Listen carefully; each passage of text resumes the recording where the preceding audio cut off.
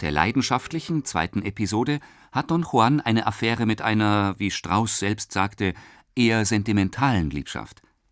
Doch auch diese endet, wie alle übrigen, im Überdruss.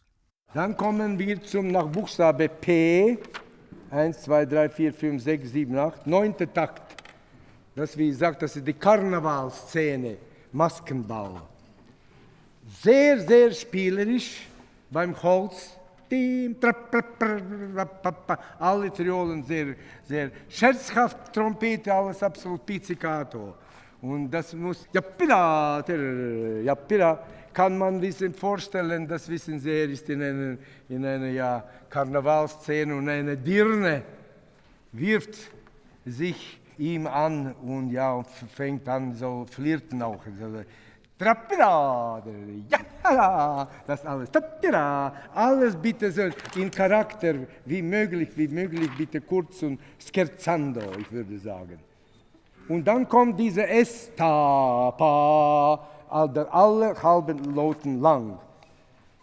Jetzt, wenn kommt Ta-da-da-dam, Pa-da-da-da-di, Da-da-dim, Ta-da-da, beim T. Ich möchte Sie bitten, dass Sie immer die erste Note, Da-da-di-di-dim, sehr gut artikulieren am Anfang. Weil das ein bisschen klingt so. Da-da-da-dam, Ta-da-da-da, Ta-da-da-dam, Pa-di, Ta-da. Und besonders dort, wo ich mache, ganz langsam, ganz wie eine Hymne am Ende. Alle diese Triolen ausspielen. So nehmen wir jetzt weiter. 12. Takt nach Napoli. Nach Napoli 12. Takt.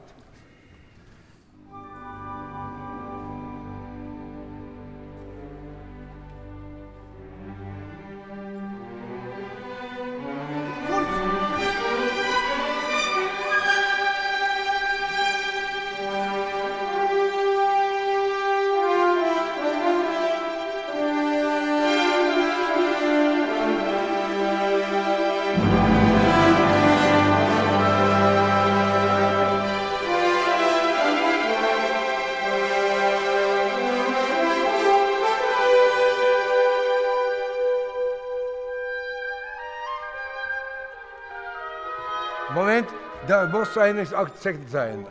Auf zweiten Schlag. 1, 2, 3 Takte vor O. Li und die reinsetzt, ein kleiner Akzent. Ta da da di di li da pa, ja. Okay. Können wir machen P. Hörner, könnten wir noch ein bisschen mehr machen Unterschied. Sie fangen ein gutes Forte. Ta, pi, la, di, da, di, dim, pa, li, ri, ri, ra, la, di, ra, ram. Machen wir das ein bisschen noch interessanter. Vor 5, 1, 2, 3, 4, 5, 6, 7 Takte. 7 Takte vor 5.